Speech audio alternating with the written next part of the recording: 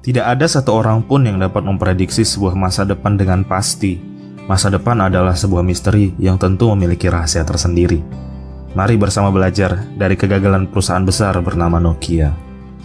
Perlu kita ketahui, siapa yang menang hari ini belum tentu menang di masa depan. Dan siapa yang senang hari ini belum tentu juga berbahagia di hari kemudian. Mungkin inilah yang terjadi pada sebuah perusahaan bernama Nokia.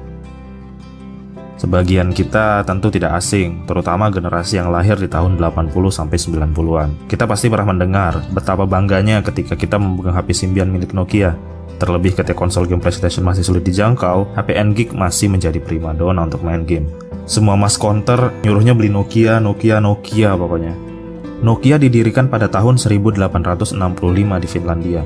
Perjuangan panjangnya lebih dari 100 tahun dinyatakan selesai ketika pada tahun 2013 bertekuk lutut di tangan Microsoft. Nokia telah diakuisisi oleh Bill Gates dan kawan-kawan. Jika dilihat ke belakang, terdapat 3 fase transformasi bisnis Nokia selama kurang lebih 100 tahun. Pertama, perusahaan ini didirikan sebagai perusahaan karet, kemudian berubah menjadi perusahaan kabel, dan kemudian berubah lagi menjadi perusahaan telepon seluler. Dan dari telepon seluler menuju ke era smartphone atau ponsel pintar. Nokia sukses pada 2 transformasi awal, terutama pada saat menjadi perusahaan telepon seluler. Perusahaan untung besar dengan nominal 391 triliun rupiah per tahun. Petaka datang bagi Nokia ketika transformasi yang ketiga, yaitu era ponsel pintar. Pada tahun 2007, Apple mengumumkan iPhone pertamanya, yang kemudian pada tahun 2008 disusul dengan rilisnya Android oleh Google. Padahal sebelum itu, bersama dengan BlackBerry, mereka adalah 2 merek ponsel paling superpower. Keadaan berubah drastis, pasar mulai tidak tertarik dengan Nokia. Bahkan menurut survei yang dilakukan Jia dan Yin dalam jurnalnya analisis penurunan Nokia dari perspektif pemasaran, bahwa saat itu pengguna Nokia akan beranjak mengganti ponsel mereka dengan Samsung, yaitu sebanyak 35%, Apple 16%, Huawei 14%, dan sisanya ponsel lain. Sedangkan pengguna yang memilih bertahan hanya pada angka 6%. Nokia makin kalap. Menurut Puji Astuti, studi tahun 2014, laba Nokia turun drastis dalam rentan waktu 2007 hingga ke 2011, sehingga menyebabkan rasio ROI dan ROA-nya berubah dari yang semula positif di tahun 2007 menjadi negatif di tahun 2011. Dalam sebuah jurnal lain karya Balodia dan Profesor Sagotia, setidaknya ada 7 hal yang menyebabkan kegagalan perusahaan Nokia. Yang pertama, Nokia tidak bergerak cepat. Ketika Apple sudah memperkenalkan layar sentuh di iPhone pada tahun 2007 dan juga ekspansi Samsung yang bertaruh dengan Android, Nokia nyaris tidak melakukan lompatan besar. Mereka bertahan dengan OS Symbian yang memang telah memberikan hasil besar dalam waktu yang lama untuk mereka. Alasan yang kedua, mereka terlalu puas diri. Sebagai pemimpin pasar lebih dari 1 dekade, Nokia merasa masih biasa saja dengan pesaing yang lain. Tidak merasa bahwa akan ada ancaman serius dari pesaingnya. Mereka tetap pede dengan posisi perusahaan sebagai raja ponsel waktu itu.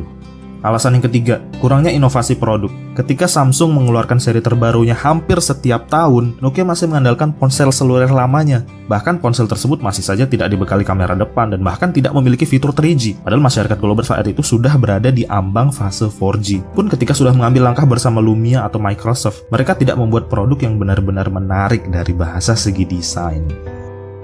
Alasan keempat, kegagalan Symbian dan kesalahan sebuah keputusan. Symbian tidak benar-benar diterima pasar karena Symbian adalah sistem yang tertutup, di mana tidak memberikan celah bagi para pengembang untuk masuk ke sistem yang ada di dalam Nokia. Hal ini yang menjadi pembeda terutama dengan Android. Lompatan besar dilakukan pada tahun 2011 dengan memilih Windows Phone. Pemilihan ini didasarkan pada keinginan Nokia untuk memaksa perbedaan dengan pesaingnya. Pemilihan ini justru bertolak belakang dengan keinginan. Kondisi perusahaan yang sedang turun, ditambah kenyataan bahwa Windows Phone merupakan OS baru, produk mereka lagi-lagi tidak dilirik oleh pasar.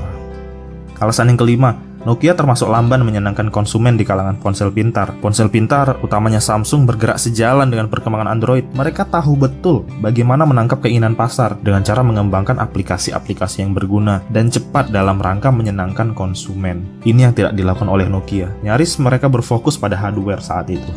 Alasan keenam dan paling berpengaruh, Nokia kehilangan semua pangsa pasarnya. Ketika sudah dinyatakan KO di pangsa pasar kelas atas dengan nama-nama besar seperti Samsung, Apple, Sony, Nokia juga seakan lupa bahwa pangsa pasar untuk kalangan menengah ke bawah perlu diperhatikan dengan seksama. Tekanan di pangsa pasar ini datang dari merek-merek baru di zaman itu, sebut saja HTC, Huawei, dan ZTE. Nokia lupa menyadarinya dan kehilangan keduanya.